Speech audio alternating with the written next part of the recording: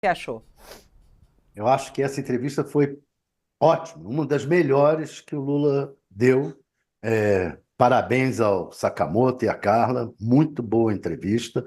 O que eu entendo de tudo que ele disse é o seguinte: ninguém vai botar um cabresto no Lula.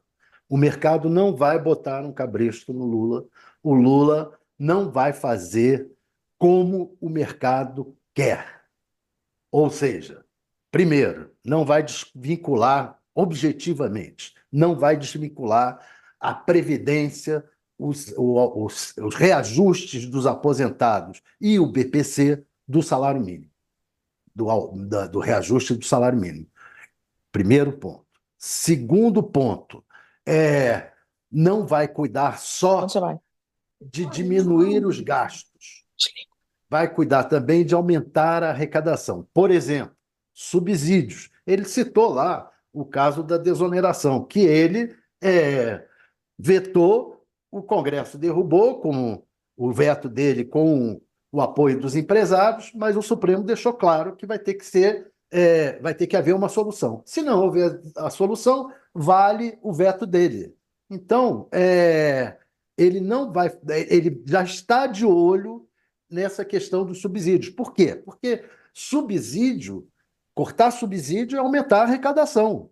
Subsídio é abrir mão de arrecadação. Subsídio para os empresários, em geral. E esse caso da desoneração é um subsídio. Então, isso foi decisivo. Acho que Lula. A gente falou de marca de governo.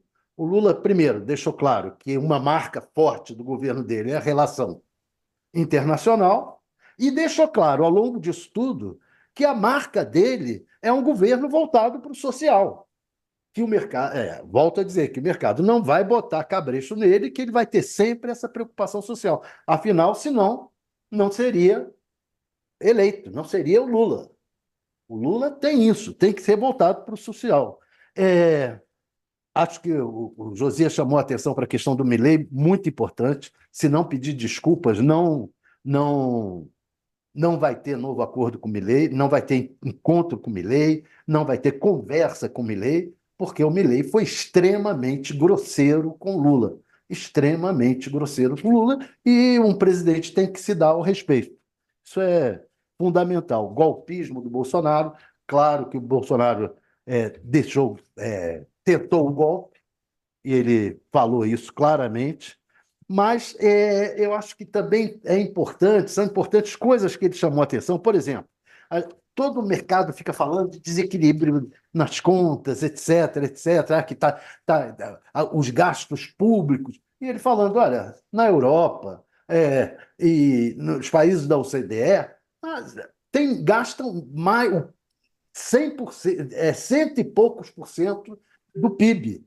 É o gasto médio dos países da OCDE. O Brasil é 70 e pouco por cento. Então tem uma gritaria aí do mercado que a gente tem que tomar cuidado e não ficar dando muito eco a isso, porque tudo bem, tem que cuidar das contas públicas, mas, de certa maneira, se dá muito eco aos empresários pedindo mais dinheiro, mais desoneração, e dizendo, vocês cortem aí do povão. Isso ele deixou claro. E o Banco Central com garimpo e não ficou definido. Não ficou definido se vai ser o Galípolo ou não, apesar dos elogios que ele fez ao Galípolo e de confirmar que ontem se encontrou com o Galípolo, porque o Galípolo saiu do palácio ontem dizendo que não podia falar. O senhor esteve aqui com Lula? Ele disse, não, não posso falar. E ficou no ar aquilo, será que foi o convite? Ele disse, não, eu me encontrei com o Galípolo numa reunião para decidir metas e não para decidir Banco Central se vai ficar ou não. A saída do ministro Juscelino está praticamente certa. Praticamente certa. Você acha que tá Se, mesmo, Thales? Porque em outros momentos claro, deixou. você acha que ele não vai ser indiciado? Eu não tenho dúvidas de que o ministro, diante de tudo que ocorreu, vai ser indiciado. Não há dúvida. Se vai ser indiciado, Ele foi vai ter indiciado que... pela Polícia Federal, né? Essa confusão que as pessoas estão fazendo aqui, ele foi indiciado pela Polícia Federal, né? O indiciamento Vai foi. O caso está aceitar no o Supremo processo. Tribunal Federal agora. Aliás, vamos ouvir o que o Lula falou a respeito do caso Juscelino quando foi perguntado a respeito disso. E disse que o Juscelino, ele disse, se ele for indiciado, mas na verdade ali eu acho que é questão de denunciado, né? Não, Vamos é assistir o que ele denunciado, disse. aceitar o processo Isso. e aí ele passa a Porque virar réu, né? indiciado ele foi, né? Vamos ouvir. Foi. Eu estava viajando, sabe, saiu toda a denúncia dele.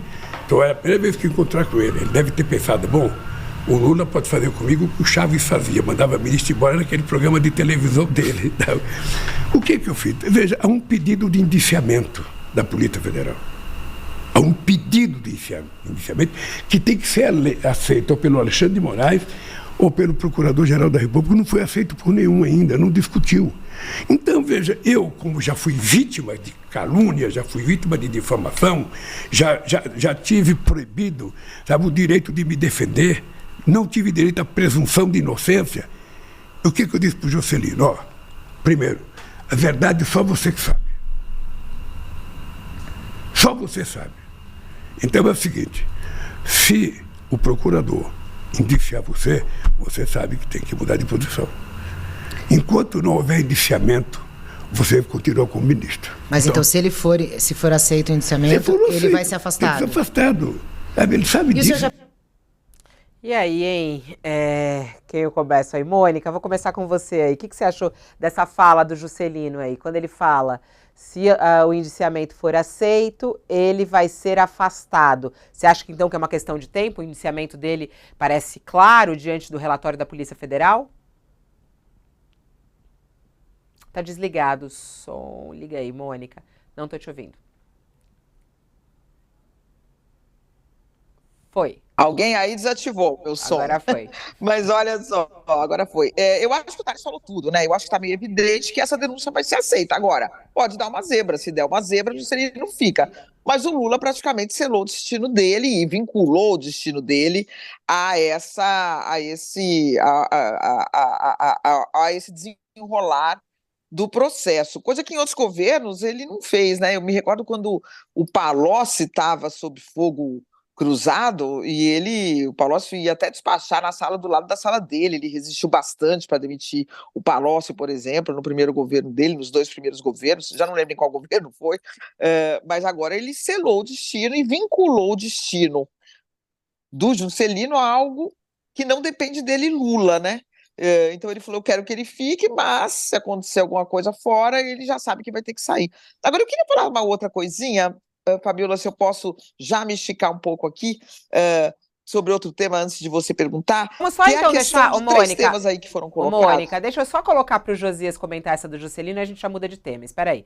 Vai lá, ô Josias, o que você achou dessa fala do Lula? É o suficiente isso? Porque o relatório da Polícia Federal foi um relatório bem robusto, né? Falando sobre a situação do Juscelino. Quer dizer, o Lula aí fala, não, mas agora vamos aguardar mais um passo e aí sim ele vai ser demitido. Houve um avanço da parte do presidente, né? Porque ele até aqui vinha dizendo, não, estou satisfeito com o trabalho do ministro e ele vai ser mantido. Então, houve efetivamente um avanço. O presidente comete várias impropriedades, né? Diz que o indiciamento tem que ser aceito pelo Alexandre de Moraes ou pela Procuradoria-Geral da República.